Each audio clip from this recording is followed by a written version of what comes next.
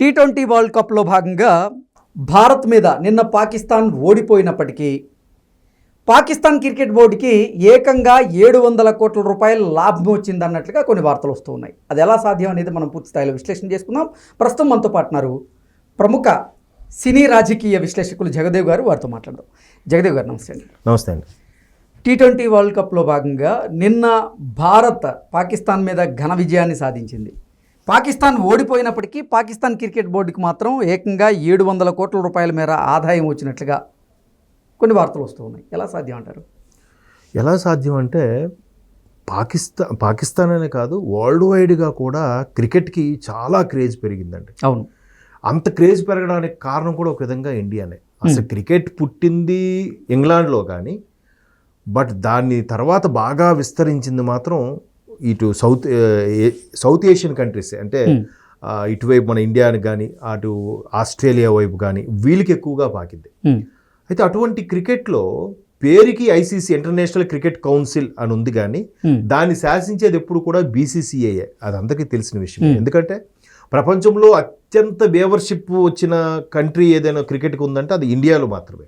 ఇండియాలో క్రికెట్ వచ్చిందంటే క్రికెట్ అనేది ఒక మతం ఇండియాలో. అవును, క్రికెట్ ఈజ్ అండ్ రిలీజియన్ అన్నారు. భారతదేశంలో మాత్రం క్రికెట్ అనేది ఒక మతం అంట. సో అటువంటి మతం గల క్రికెట్కి ఎంత క్రేజ్ ఉంటుందంటే మన ఫ్యాన్స్, మన అభిమానులు, మన వ్యూవర్షిప్ చూడడం బట్టే వాళ్ళకి యాడ్ రెవెన్యూ కానీ, లేదంటే వాళ్ళకి బోర్డులకు వచ్చే డబ్బులు కానీ, అంటే మిగతా అన్ని బోర్డులు ఒక 50% అయితే ఒక్క ఇండియన్ బోర్డు వల్ల ఒక 50% ఐసీసీకి వస్తుందంట.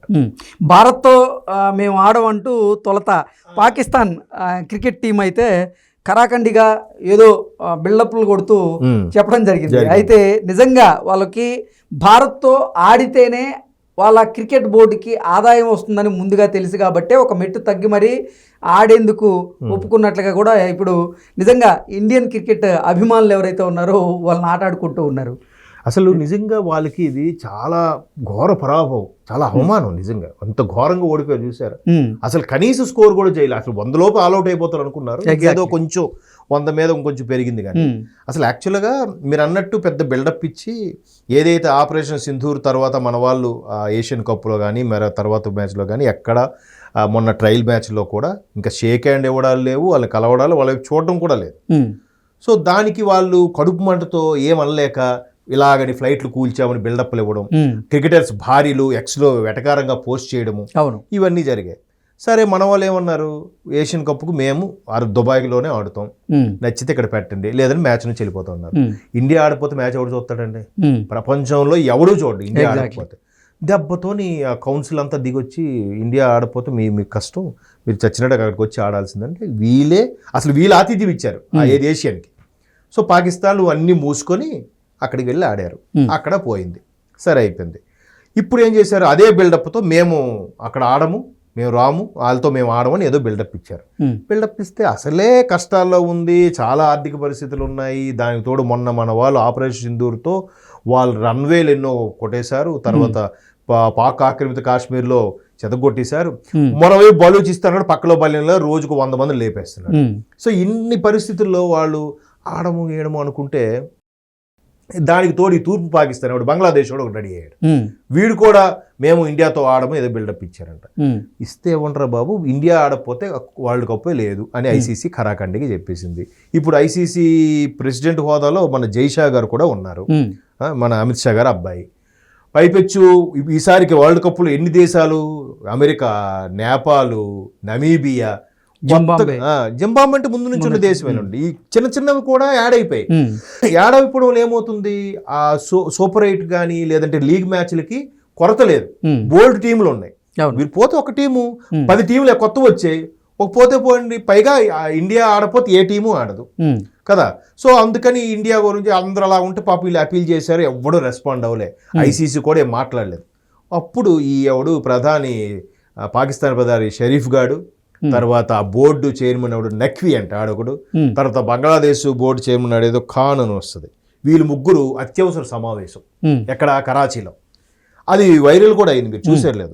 వీళ్ళు ముగ్గురికి ఏం పనిరా, ఇక్కడ ప్రధానితో ఇద్దరు క్రికెట్ బోర్డుల వాళ్ళతో ఏం పని అంటే, బాబు మనం ఎందుకు ఎదవ పౌరుషాలు, ఈ బీరాలు పోవడం, ఈ మేకపోతు గాంభీర్యం ఎందుకు, ఆడితే మనకి యాడ్స్ రూపంలో ఏదో రెవెన్యూ వస్తుంది అని చెప్పి అప్పుడు మరి సిగ్గులేని వెదవలు కదా వాళ్ళు, సిగ్గు విడిచి మొత్తానికి ఆడారు. ఆడినా కూడా ఘోరం, అంటే అసలు నిజంగా ఇషాన్ కిషన్ మీరు చూస్తే మ్యాచ్ నేను చూసే ఉంటాను నిజంగానండి, అది హైలైట్సా నిజంగా మ్యాచ్ అని తెలియదు. ఎంతో ఉన్నాడు మనిషి ఆయన Ishan Kishan, left hand batsmen, లాగేస్తున్నాడు ఆఫ్ సైడ్ బాల్ కూడా లెగ్ సైడ్ లాగేస్తున్నాడు. అది కూడా అతి పెద్ద పిచ్, అది పెద్ద పిచ్, పైగా బ్యాటింగ్ పిచ్ కాదంట చూడండి, పైగా స్పిన్లకి బాగా అనుకూలించే పిచ్ అంట, దాన్ని కూడా వదలలేదండి అసలు. అంటే ఒక ఇన్నింగ్స్ లోనే ఆ పిచ్ మీద 3 సిక్స్లు హైయెస్ట్ అంట. అలాంటిది ఇషాన్ కిషన్ అసలు నిన్న శివరాత్రి సందర్భంగా చూసిన మ్యాచ్, ఒకవైపు దేశమంతా శివనామస్మరణ పరవశిస్తుంది, దానితోడు ఈ క్రికెటర్స్ భారతదేశానికి ఒక నిజంగా మంచి ట్వీట్ ఇచ్చారు, మంచి విందు ఇచ్చారని అని చెప్పాలి. ఎగ్జాక్ట్లీ. సో అలాంటిది అయినప్పుడు ఎలాగో వాళ్ళకి టెలికాస్ట్ అవుతుంది, సో టెలికాస్ట్ అయినప్పుడు ఆ యాడ్స్ రెవెన్యూ వస్తుంది. సో వాటన్నిటి మీద వాళ్ళు సుమారుగా 700 కోట్లు గెయిన్ చేసుకున్నారు. పోనీ ఆ 700 కోట్లు కూడా ప్రజలకి వాటికి ఉపయోగిస్తారంటే అది లేదు, మళ్ళా ఈ తీవ్రవాదము వీటి మీదే తగలెడతారు. మళ్ళీ ఆ అట్టడుగున సంస్థలకి అవి ఆర్థికంగా సాయం చేయడమే అంతే తప్ప ఇంకా వాళ్ళు చేసే ప్లాన్ ఏంటి తెలుసు. మొన్న రీసెంట్గా దురంధర్ సినిమా చూశాను, మీరు చూసారు లేదు, వాళ్ళకి ఇలాగ వచ్చిన ఫండ్ అంతా కూడా ఆయుధాల మీద ఇన్వెస్ట్ చేయడం తప్పితే ఇండియన్ కరెన్సీ మీద డూప్లికేట్ యాజ్ ఇట్ ఈజ్ ఎలాగొస్తుంది దాని మీద పెట్టడమే ఇదే పని అంట. చిన్న పిల్లలకు కూడా మతం మీద దాని మీద నూరిపోయడం ఇదే ఉంటుంది. మరి ఇంకెప్పుడు డెవలప్ అవుతారు? ఆ అట్టడుగులు ఉన్న వాళ్ళు అలాగే ఉంటున్నారు. ఒక్క మిలిటరీలో పనిచేసిన వాళ్ళు తప్ప ఇంకే ప్రభుత్వ ఉద్యోగం కూడా బట్ట కట్టిన సందర్భాలు లేవంట. అంత దారుణంగా ఉంది పాకిస్తాన్.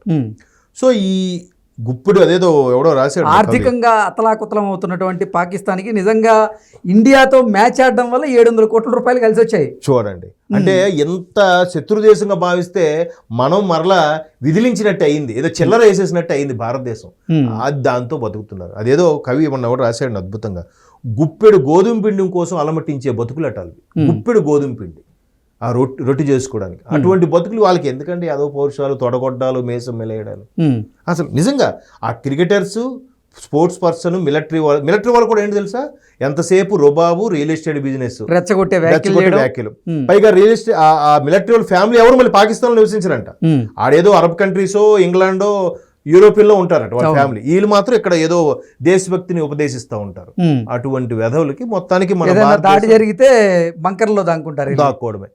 సో నిజంగా మనం భారతదేశం మ్యాచ్ ద్వారా ఒక 700 కోట్లు టిప్ ఇచ్చింది అనుకోవాలి మనం. వాళ్ళు టిప్పే చిల్లర వేసింది, ఇప్పుడు కొన్నాళ్ళు బతకని అంతే. ఓకే అండి, thank you so much. Thank you.